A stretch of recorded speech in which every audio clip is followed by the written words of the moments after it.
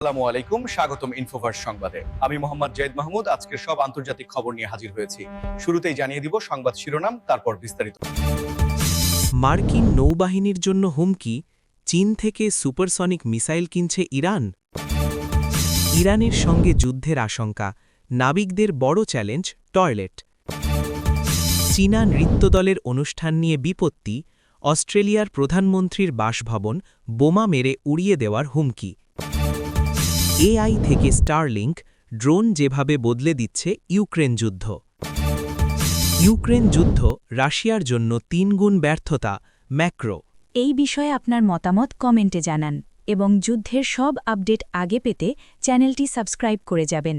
আসসালামু আলাইকুম, স্বাগতম জানাচ্ছি ইনফোভার্স সংবাদে। আমি মোহাম্মদ নাহিদ ইসলাম। এতক্ষণ শুনছিলেন সংবাদ শিরোনাম, এবার বিস্তারিত কম। প্রথমেই কথা বলবো আন্তর্জাতিক প্রতিরক্ষা, বাণিজ্য এবং ভূ-রাজনৈতিক সমীকরণের একটি অত্যন্ত চমকপ্রদ এবং গুরুত্বপূর্ণ বিষয় নিয়ে, যেখানে মার্কিন নৌবাহিনীর জন্য একটি নতুন চিন্তার কারণ হয়ে দাঁড়িয়েছে ইরান ও চীনের মধ্যকার সম্ভাব্য আধুনিক অস্ত্র চুক্তি, বিশেষ করে সুপারসনিক মিসাইল বা শব্দের চেয়ে দ্রুত গতিসম্পন্ন ক্ষেপণাস্ত্র কেনাবেচার গুঞ্জন। দর্শক, আপনারা হয়তো জানেন যে বর্তমান বিশ্বের সামরিক প্রযুক্তি অত্যন্ত দ্রুত গতিতে পরিবর্তিত হচ্ছে এবং এই পরিবর্তনের অন্যতম প্রধান হাতিয়ার হল সুপারসনিক এবং হাইপারসনিক প্রযুক্তি, যা যে কোনো দেশের প্রতিরক্ষা ব্যবস্থাকে সম্পূর্ণ নতুন একটি মাত্রায় নিয়ে যেতে সক্ষম। এখন প্রশ্ন হচ্ছে, ইরান যদি চীনের কাছ থেকে এই ধরনের অত্যাধুনিক সুপারসনিক মিসাইল কেনে, তবে তা কেন মার্কিন নৌবাহিনীর জন্য এত বড় একটি মাথা ব্যথার কারণ হতে পারে? চলুন বিষয়টি একটু গভীরভাবে বিশ্লেষণ করা যাক। আমরা সবাই জানি যে মধ্যপ্রাচ্য এবং বিশেষ করে পারস্য উপসাগরীয় অঞ্চলে মার্কিন যুক্তরাষ্ট্রের একটি বিশাল নৌ উপস্থিতি রয়েছে, যা বৈশ্বিক বাণিজ্যের অত্যন্ত গুরুত্বপূর্ণ একটি সমুদ্রপথ হিসেবে বিবেচিত হয়। এই সমুদ্রপথে যে কোনো ধরনের অস্থিরতা বা ক্ষমতার ভারসাম্যহীনতা পুরো বিশ্বের অর্থনীতিতে বড় ধরনের প্রভাব ফেলতে পারে। সুপারসনিক মিসাইলের সবচেয়ে বড় বৈশিষ্ট্য হল এর অবিশ্বাস্য গতি এবং লক্ষ্যবস্তুতে আঘাত হানার নিখুঁত ক্ষমতা, যা প্রচলিত রাডার বা অ্যান্টি মিসাইল ডিফেন্স সিস্টেমের পক্ষে শনাক্ত করা এবং ধ্বংস করা অত্যন্ত কঠিন। যদি ইরানের হাতে এই ধরনের প্রযুক্তি চলে আসে, তবে তারা তাদের উপকূলীয় প্রতিরক্ষা ব্যবস্থাকে এমন একটি স্তরে উন্নীত করতে পারবে যা যে কোনো বিদেশি নৌবহরের জন্য এক বিশাল অপারেশনাল চ্যালেঞ্জ তৈরি করবে। চীন সাম্প্রতিক বছরগুলোতে তাদের নিজস্ব সামরিক প্রযুক্তি, বিশেষ করে মিসাইল ডেভেলপমেন্টের ক্ষেত্রে অভাবনীয় উন্নতি সাধন করেছে এবং তাদের তৈরি সুপারসনিক অ্যান্টিশিপ মিসাইলগুলো বিশ্বের অন্যতম সেরা হিসেবে বিবেচিত হয়। এবার আসা যাক সম্পূর্ণ ভিন্নধর্মী কিন্তু অত্যন্ত বাস্তবসম্মত একটি লজিস্টিক্স বা সরবরাহগত সংকটের খবরে, যা শুনলে হয়তো অনেকেই শুরুতে অবাক হবেন। আর তা হল ইরানের সঙ্গে উত্তেজনাকর পরিস্থিতির মধ্যে মার্কিন বা অন্যান্য নৌবাহিনীর নাবিকদের জন্য সবচেয়ে বড় চ্যালেঞ্জ হিসেবে আবির্ভূত হয়েছে জাহাজের টয়লেট ব্যবস্থা। দর্শক, একটি যুদ্ধজাহাজ বা এয়ারক্রাফট ক্যারিয়ারকে বলা যায় ভাসমান একটি ছোটখাটো শহর, যেখানে হাজার হাজার নৌসেনা মাসের পর মাস অবস্থান করেন এবং তাদের দৈনন্দিন জীবনের সব ধরনের প্রয়োজন এই জাহাজের ভেতরেই মেটাতে হয়। যখন কোনো অঞ্চলে যুদ্ধের আশঙ্কা বা চরম উত্তেজনা বিরাজ করে, তখন জাহাজগুলোকে দীর্ঘ সময়ের জন্য সমুদ্রে অবস্থান করতে হয় এবং এই সময়ে জাহাজের অভ্যন্তরীণ লজিস্টিক্স, বিশেষ করে স্যানিটেশন বা পয়ঃনিষ্কাশন ব্যবস্থার ওপর প্রচণ্ড চাপ পড়ে।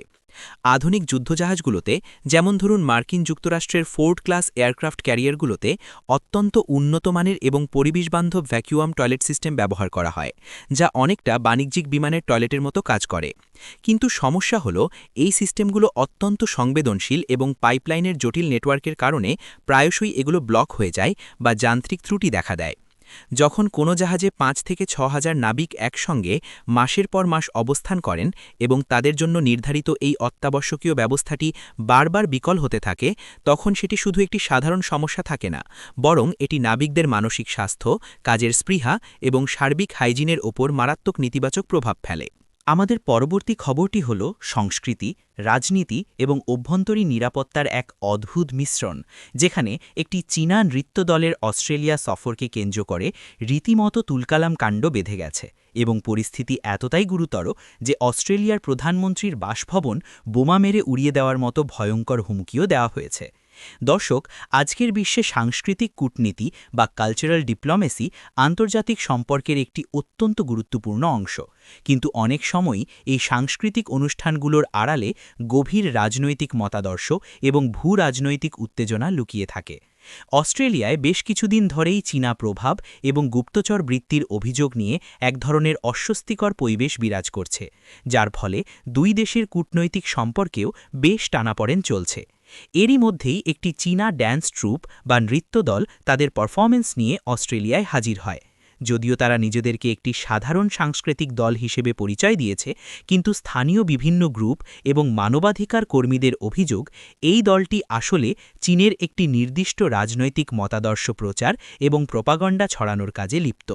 এই অভিযোগকে কেন্দ্র করে অস্ট্রেলিয়ার বিভিন্ন শহরে অনুষ্ঠানস্থলের বাইরে ব্যাপক বিক্ষোভ ও প্রতিবাদ শুরু হয়, যা এক পর্যায়ে চরম আকার ধারণ করে। সবচেয়ে উদ্বেগজনক বিষয়টি ঘটে যখন একটি অজ্ঞাত উৎস থেকে ইমেল বা মেসেজের মাধ্যমে সরাসরি অস্ট্রেলিয়ার প্রধানমন্ত্রীর সরকারি বাসভবন দ্য লজ বা কিরিবিলি হাউসে বোমা হামলার হুমকি দেওয়া হয়। এই ধরনের হাই প্রোফাইল হুমকি পাওয়ার পরপরই অস্ট্রেলিয়ার ফেডারেল পুলিশ এবং গোয়েন্দা সংস্থাগুলো সর্বোচ্চ সতর্ক অবস্থানে চলে যায় এবং প্রধানমন্ত্রীর বাসভবন সহ গুরুত্বপূর্ণ সরকারি স্থাপনাগুলোতে নিরাপত্তা ব্যবস্থা জোরদার করা হয়। চলুন এবার নজর দেওয়া যাক প্রযুক্তি কিভাবে আধুনিক যুদ্ধক্ষেত্রের চেহারা সম্পূর্ণ বদলে দিচ্ছে সেই খবরের দিকে, বিশেষ করে ইউক্রেন রাশিয়া সংঘাতে আর্টিফিশিয়াল ইন্টেলিজেন্স বা এআই, স্টারলিংক স্যাটেলাইট ইন্টারনেট এবং ড্রোনের অভাবনীয় ব্যবহারের দিকে। দর্শক, ইতিহাসের পাতা উল্টালে দেখা যায় প্রতিটি বড় সংঘাত সামরিক প্রযুক্তিতে কোনো না কোনো নতুন যুগের সূচনা করেছে, আর ইউক্রেনের ক্ষেত্রে এই নতুন যুগের নাম হল অ্যাসিমেট্রিক টেকনোলজিক্যাল ওয়ারফেয়ার বা অসম প্রযুক্তিগত যুদ্ধ। একটি সময় ছিল যখন যুদ্ধ বলতে আমরা বুঝতাম বিশাল বিশাল ট্যাঙ্ক, হাজার হাজার সৈন্য এবং বড় বড় ফাইটার জেটের লড়াই, কিন্তু বর্তমানে সেই জায়গা দখল করে নিয়েছে সস্তা কিন্তু অত্যন্ত স্মার্ট কিছু গ্যাজেট। ইউক্রেনের মতো একটি দেশ যাদের কাছে পরাশক্তি রাশিয়ার মতো বিশাল সামরিক বাজেট বা রিসোর্স নেই, তারা নিজেদের অস্তিত্ব টিকিয়ে রাখতে প্রযুক্তিকে ঢাল হিসেবে ব্যবহার করছে। এখানে সবচেয়ে বড় গেম চেঞ্জার হিসেবে আবির্ভূত হয়েছে ইলন মাস্কের স্পেসএক্স কোম্পানির তৈরি স্টারলিংক স্যাটেলাইট ইন্টারনেট ব্যবস্থা।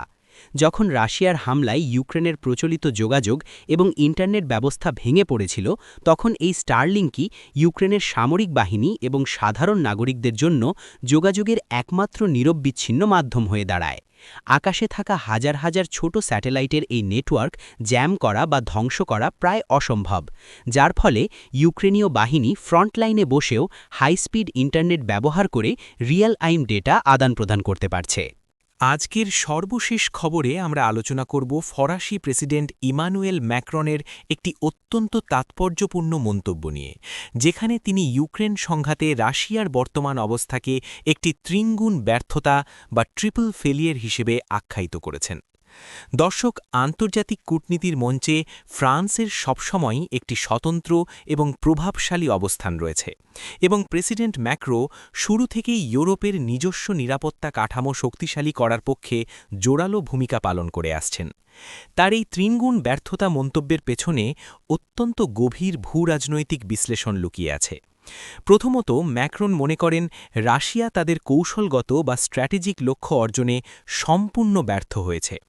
যখন এই সংঘাত শুরু হয়েছিল, তখন অনেকেই ভেবেছিল এটি খুব দ্রুত শেষ হয়ে যাবে এবং রাশিয়া সহজেই তাদের উদ্দেশ্য হাসিল করতে পারবে। কিন্তু ইউক্রেনের প্রবল প্রতিরোধ এবং পশ্চিমাদের একটানা সমর্থনের কারণে সেই লক্ষ্য শুধু অধরাই থেকে যায়নি, বরং রাশিয়াকে একটি দীর্ঘমেয়াদী এবং ব্যয়বহুল সংঘাতে জড়িয়ে পড়তে হয়েছে। দ্বিতীয়ত, এই সংঘাতের ফলে রাশিয়া আন্তর্জাতিকভাবে যতটা একঘরে বা আইসোলেটেড হয়েছে তা হয়তো তারা কল্পনাও করতে পারেনি।